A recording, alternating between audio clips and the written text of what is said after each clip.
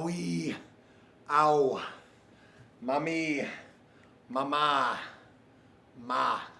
The things we do for an intro here. Folks, I was gonna do a double intro. You know what? I'm feeling it. It's those shroom stories. It's those stories of selling those shrooms. Ew. That's not really where I was going with that, but, well, earlier I had a little bit better. I'm a hell of a singer. Also, I think I sprained my wrist on that intro. I don't know what the hell that was. That was probably the ultimate diva scene ever. I liked it. I liked it a lot. It hurt like a bitch, but I liked it. All right, so what are we doing, folks? You already know what it is. I'm getting ready to share with you guys some stories. Some shroom stories. Before we begin this, a couple of things very quickly. First of all, as I'm filming this video today, it is October 13th, 2020. And it's today that marks 5 years. 5 years that I've been released from prison. Hell of an accomplishment right there. I was looking for stats on, what the 5-year return to prison rate is. I couldn't find any. I read something along the lines of 44% of people return to prison within the first year.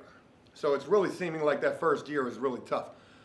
But anyways, very special shout out to myself. I'm very proud of this accomplishment. 5 years that I've been free, and I feel like I've done a hell of a lot in that time. I have. What I'm getting ready to share with you guys today is in no way to glorify my past, which was out of control. My past was super out of control. I'm gonna start this off, and I don't even know where to start this off. There's so many different stories that I could share with you guys in relation to the bad shit that I was doing in my past. And I guess I share this with you guys for this particular reason. Yes, my past was pretty crazy, but I don't want to see anybody live the type of life that I did in my past. And there's people who have lived way worse sorts of lives. But the fact of the matter is, if you've been locked up or been to prison once, twice, multiple times, you've been through some shit in your life. And I just hope that for those who have been through it, that you're able to get past it, or you already have gotten past it. And for those who are gonna go through it, I truly hope that you don't. I truly hope that you don't. Get it right before you end up getting locked up tonight. Isn't that a song? 'Cause if I get locked up tonight. Eminem, it is. So where do I begin? I don't remember how it all first started, how I actually got involved with the mushrooms. I remember back when I was 18 years old, I would end up getting beat for like $60 worth of the devil's lettuce. I remember that quite vividly. These guys told me, hey, I can get you the greenery. And I said, cool deal. I gave them the $60 and boom, they were gone. Never saw them again. Well, I would see them again. I would see them at a party and it was 3 of these guys and it's only me. Joe has always been the lone wolf. I've really always been kind of a lone wolf. Cool as the other side of the pillow, but always a lone wolf. Don't really know why. I would run into these guys again at a party like a little while later and a couple of weeks later, something along those lines, and I would ask them, yo, where's my $60 at? Oh, well, we got robbed. I don't remember what the excuse was, but I pretty much just went for whatever excuse that they gave me because, again, 3 of them, 1 of me, what was I going to do? It was $60. For whatever reason, though, and this part I'll never understand, I really thought that these guys were just so cool. I would quickly realize that they were nothing more than con artists. They were like con men. I mean, that was their trick, the backdoor scheme. Give me the money and I'll be right back. And I really thought that these guys were cool. Maybe it's because I had never been around nothing like that. I mean, this was nothing like that I was familiar with. And I really wanted to befriend these guys, which I would end up doing. From befriending all 3 of these guys, I would really only end up being really good friends with 1 of them who would end up being my co-defendant when I first got locked up the very first time ever for a grand larceny charge, who I went through a lot of things with, and this was a person that I considered a friend for 7 years. And I picked up a lot of bad habits from not only this guy, but from this group of people. Not only would they do the backdoor trick, they would take the little, oh God, I hate even talking about this, but they would take like the little breath mint vials and they would just put water and highlighter marker stuff inside the vial and call it LSD. I mean, they would literally like cut up like little squares of bubble gum and call it LSD. Like these dudes, they knew how to make money. And for a guy like myself who'd never been in this and always really wanted to make money and always really wanted to make money the easy way, I quickly became infatuated with this way of life. I'm not proud of this at all. To say that, I was essentially a con artist and a really, really good one at that. This is a part of my life that I absolutely loathe and despise, and I am super embarrassed by this. But I'll be damned if there weren't some crazy stories that came from this time. And this was, multiple years of my life that I lived like this. Also, knee deep dealing with addiction problems as well during all of this. It would be nobody who would introduce me to the shroom hustle. And in fact, it would be myself who would create it. Now, I'm not going to say I was the first person to ever do this, but I was the first person that I ever knew of who did this. And this thing was insane. I don't even know how I came across this. I just remember one day I was in an Asian grocery store and I found these dried out mushrooms that looked just like shrooms. Smelt like, looked like, taste like. And if you can cover all three of those things that I just mentioned right there, look, taste, smell, well, there's going to be people who think that they are real. When lo and behold, all these things really were dried out shiitake mushrooms. That's all that they were.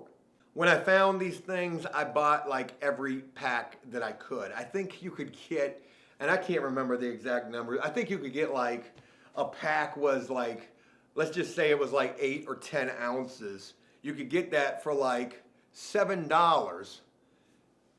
And then from those 8 to 10 ounces, you could make a killing.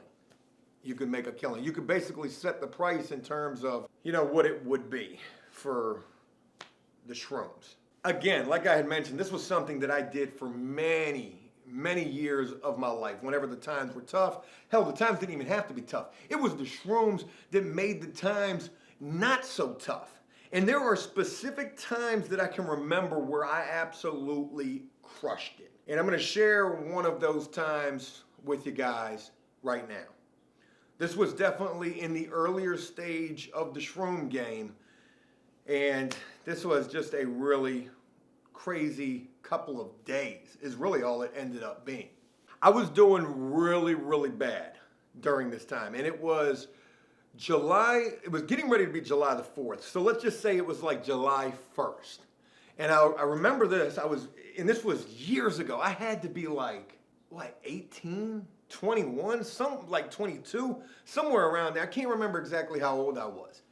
But it was like July the 1st, and I was sitting in like an Applebee's or a Ruby Tuesdays at the bar with either a friend or a girlfriend, I can't remember who, and I barely had $1 to my name. I mean, I was pretty much broke. I might have had like $20 or $40 to my name, and I'm sitting at a bar. One thing that I always tried to be was at least looking the part of a guy that had money, and I never did, whether I actually looked the part or ever did have any money.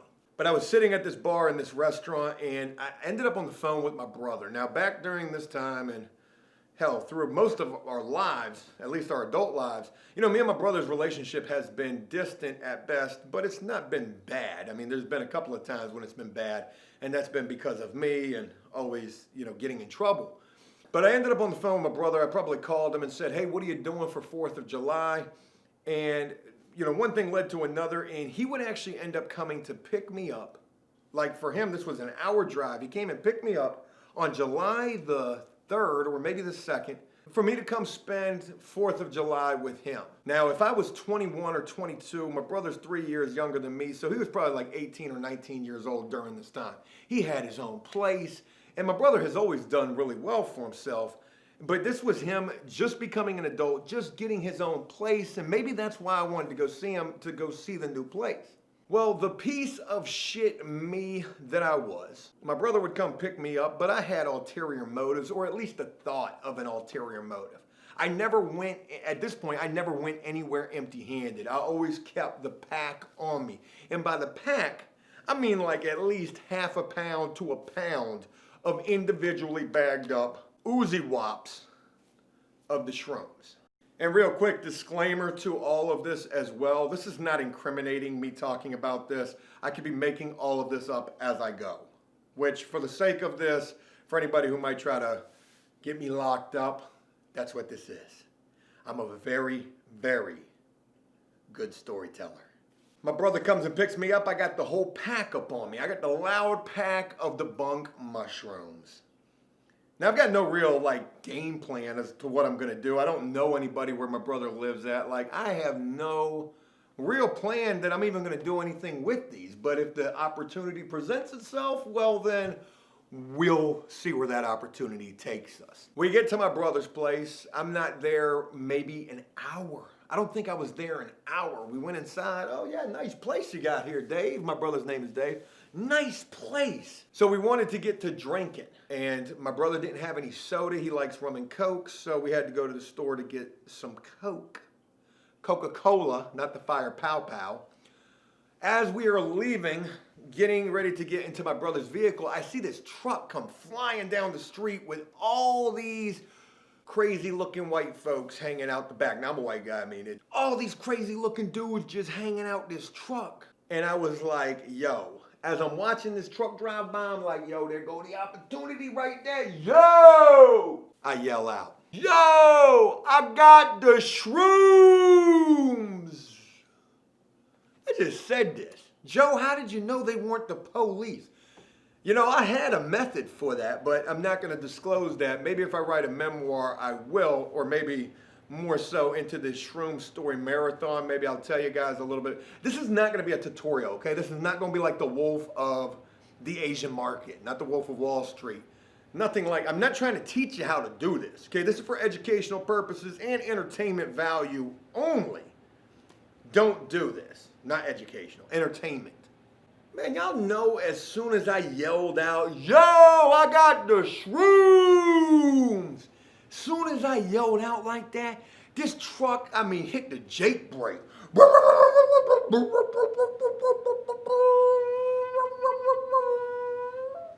I don't know if it was one or if it was everybody up in that truck, but somebody, if not everybody, was like, for reals?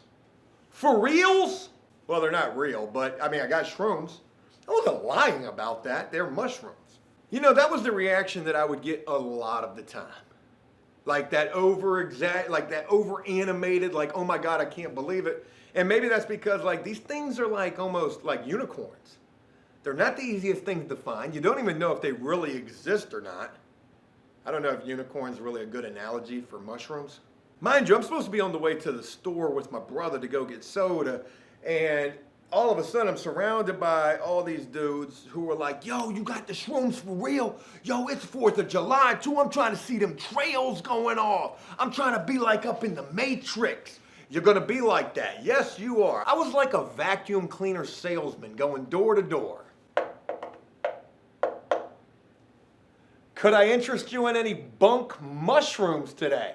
I've got a special going. Use coupon code COVID-19 and save today. I was supposed to be on the way to the store with my brother to get some soda, and all of a sudden these dudes are right there. They're like, yo, not only do I want an eighth, I want a half, I want an ounce, I want 2/8, I want a quarter. Y'all's taking orders like a Uber Eats delivery driver. And back then, Uber Eats weren't even a thing. We're talking 10, 15 years ago. I'm 38 now. At the latest, I was 22 when this was taking place. I felt bad because, well, I feel bad about it now.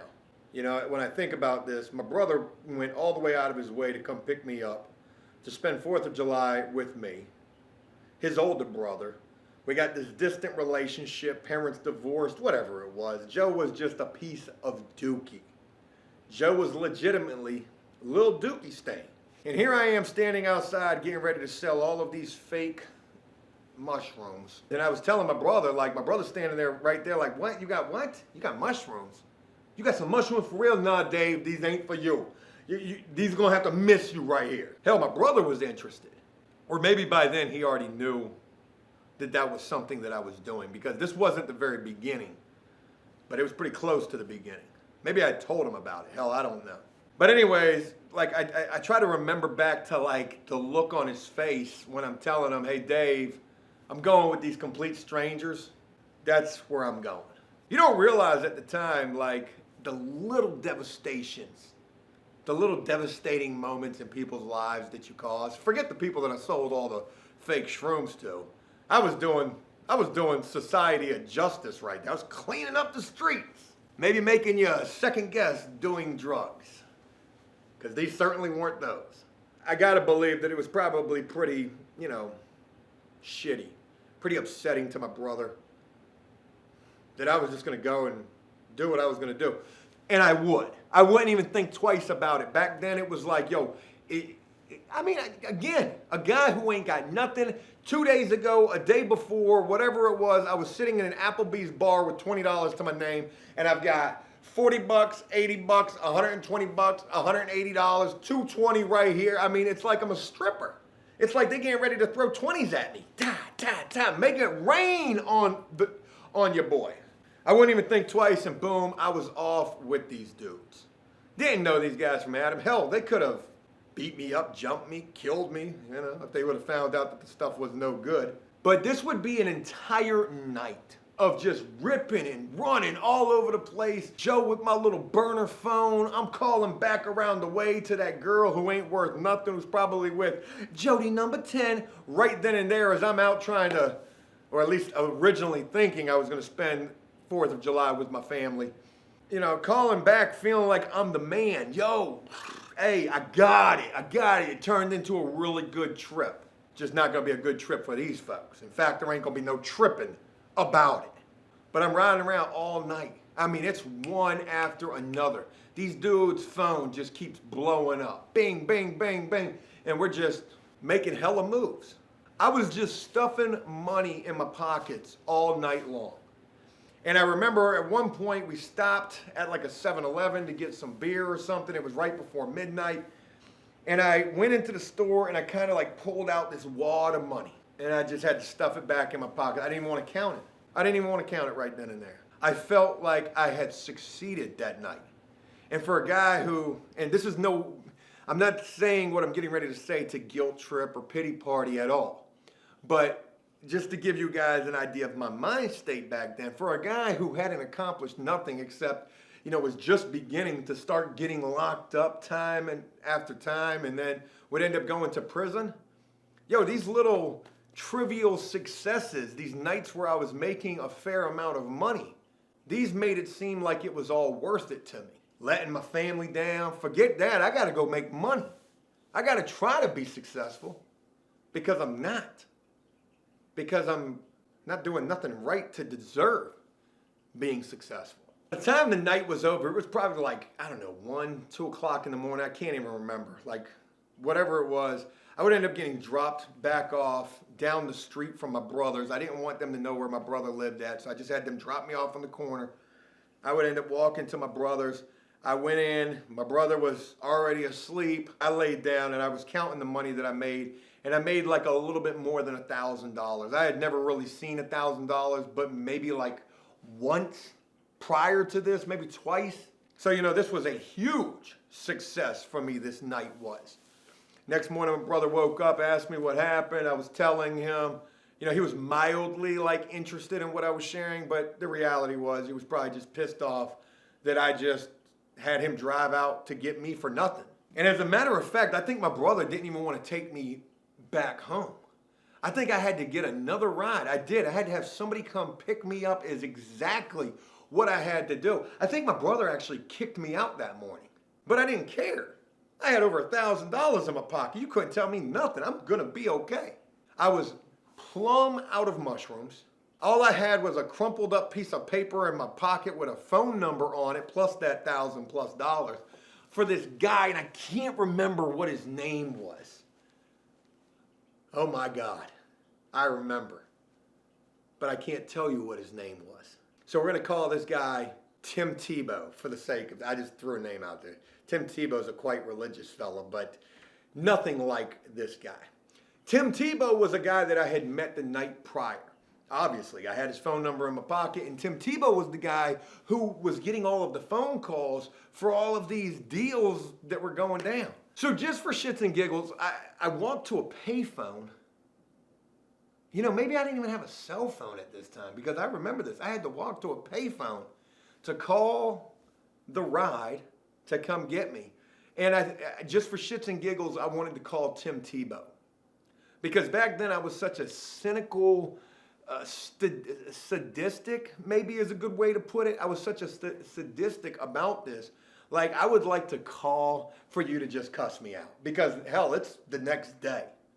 You've had to receive the bad news from all the way around the board that the shit was no good. So I called Tim Tebow up and I'm like, yo, what's going on? He was like, yo, man, awesome night. Do you got any more? And I'm like, no, but I can get some more. Why? What do you need? He was like, dude, I need a pound as soon as you can get it to me. Here's the crazy thing about this. This is where I had to really toe the line. Because I didn't know if this guy would be setting me up or if anybody else would be setting me up. You know, I'm expecting to get cussed out. Yo, these were no good. But like I said, if it smells real, tastes real, feels real, or looks real, you know, you're going to have people who believe that it's real. You're going to have people who are tripping and tripping balls.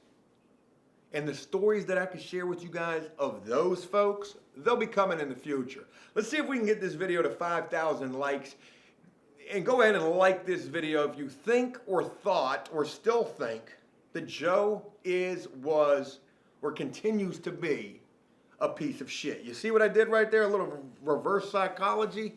We'll get this video to 30,000 likes with that type of thinking. This guy told me that he wanted a pound as soon as I could get it for him. I told him it was going to take me a couple of days. I could have went that day to the store and got this, but I wanted it to feel real. You know, I'm selling a dream. So I need you to believe what I'm selling here. Girl would come pick me up, I would go back home, and I would go immediately to go get the mushrooms, have them all ready to rock and roll. I think I did. Have them all ready to rock and roll, and I waited like a day or two before I called Tim Tebow back and said that I was ready. Tim said, let's go, come on over, you can come to my spot. Now, mind you, we're a couple of more days separated. We're probably 2 days separated from the initial night. So by this point, you would imagine that a lot more people have called like, yo, them shits weren't no good. I want my money back. I knew going to see this guy was going to be a hell of a risk. I didn't know shit about this guy. And again, Joe being the lone wolf, I don't know if he's got a crew.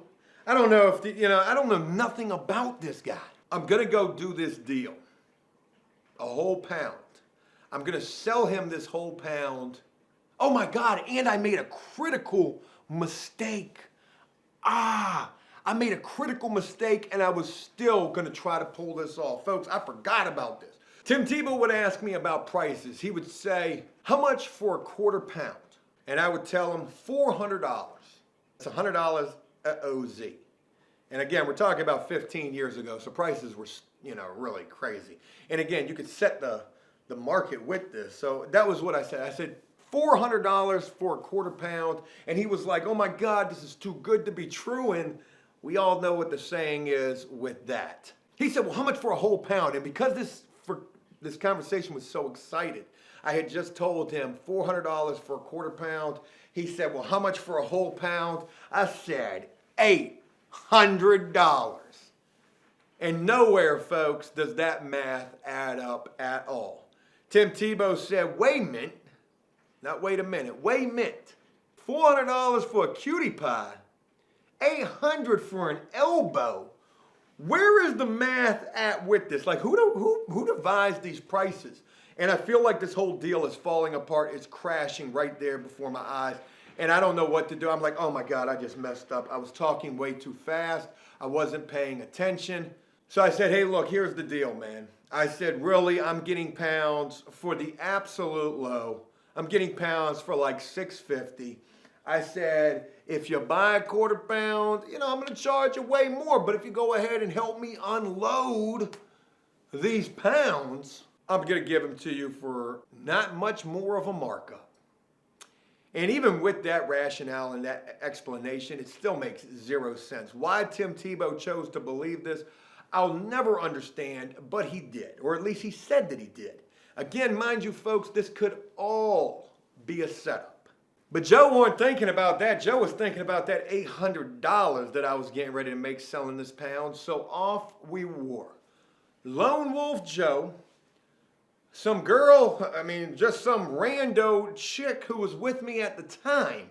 And that's it. Going to Tim Tebow's house, who we know nothing about. I've got no gun. I've got nothing for protection. All I've got is the thought in my mind like, if this dude tries anything, you're going to have to kill me.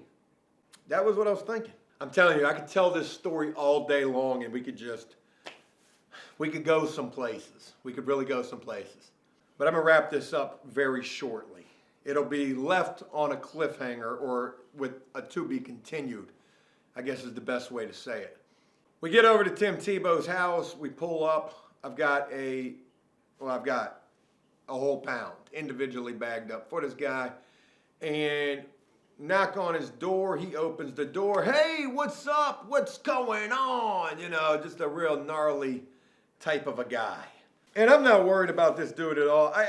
I'm not worried about him. I see him and I'm like, oh yeah, I remember. I got this. This ain't gonna be nothing.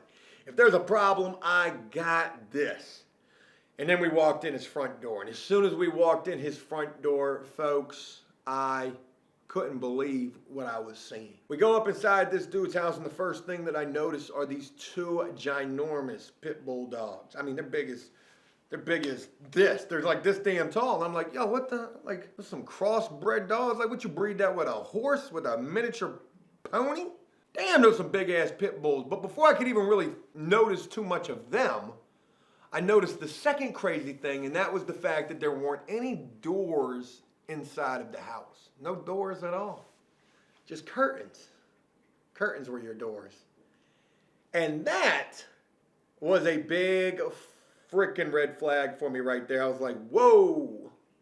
Joe be thinking on his feet, and the first thought that's coming to my mind is, boy, you got these two killing machines right here that can get anywhere in the house if the need be.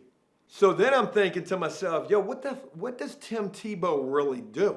Mind you, that night, his phone was steadily bing, bing, bing, bing. Sale, sale, sale, sale. We go up in his room, and then we go in his bedroom. Sit down, I see some big ass guns just sitting there. And I'm like, damn, what is Tim up to? He immediately begins to weigh out these ounces. And they don't even all weigh out correctly. Like one is 22 grams, another one's 34. And he's like, yo, what is up with this? Rule number one of the dope game is you better have your measurements correct. And mine were not. And I was like, oh, I was just in a hurry bagging them up. Come on, man, one's 34, one's 24, it's all gonna add up. You're getting a pound for $800. You're gonna make triple that money. So he was like, yeah, you know what, you're right. You're right. We would make the transaction right then and there, and this was another crazy thing that took place. Tim was like, so how much do I owe you? I said, $800. And Tim pulled out the biggest wad of cash that I had ever seen in my life. Peeled off $800. It was like a rubber band ball. You take a couple of rubber bands off, hell, you can take 1,000 off, and it doesn't even affect the size of that rubber band ball. Taking 1,000 off probably will, but I'm trying to use this as an analogy. Man, Tim peeled those 8 crisp $100 bills off of that wad, and it didn't even faze him. Here you go. Here's your $800. And I was like, this is crazy. All of this started with me originally sitting in a bar, $20 to my name, talking to my brother, pity partying him to come get me bucking on my brother, probably upsetting him to some degree, ending up in the back of some pickup truck like we're crossing the border somewhere, to me sitting in a house with close to $1,000 in my pocket, plus a fresh $800, a house with two big-ass dogs, no doors on this place, guns everywhere, and me also thinking, as soon as Tim handed me that money, like, damn, I could have charged this dude like $3,200. I could have charged him anything for this pound. And again, I'm just thinking to myself, like, what does this guy really do? We begin to roll up some of the devil's lettuce, which I don't really like to do when I'm conducting business. I don't like to do that at all, but I did. It was a celebratory moment. I've done beat this guy for not only an entire night, but now I'm beating him again. And I can't believe that I'm beating him when he seems to be pretty involved in whatever the hell he's involved with. We begin to smoke this doobie, this marijuana cigarette, and Tim would then ask me, he says, hey, by the way, you don't know anybody who messes with the fire pow pow, do you? As soon as he asked me that, I farted a little bit and I was like, do I? Do it, the fire pow pow? Do I ever? I quite frequently indulge in the fire pow pow myself back during this time. Tim would just, it would like almost magically appear. All of a sudden he would just have this Ziploc bag in his hand, stuffed like a pillow. And he would just toss that thing right at me.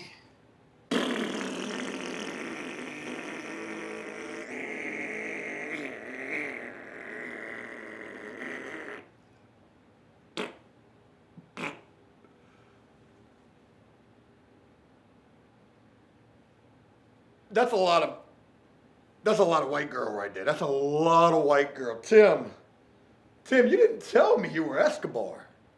Tim, Jesus, let me get a gram of that right now. Yeah.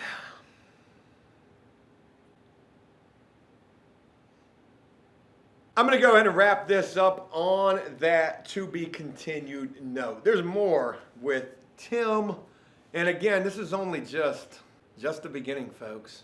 This is only just the beginning. As I wrap this up, I hope that this was a video that you guys enjoyed, and if it was, please leave a like and a comment letting me know exactly what you thought about this. As always, until next time, please, for the love of God, be nothing like how I used to be. You could be like how I am now.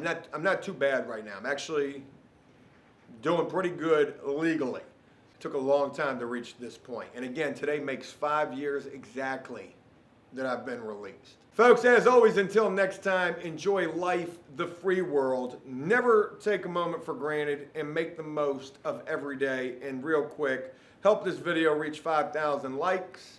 And this might turn into a little bit of a shroom story marathon right here. Until next time, peace.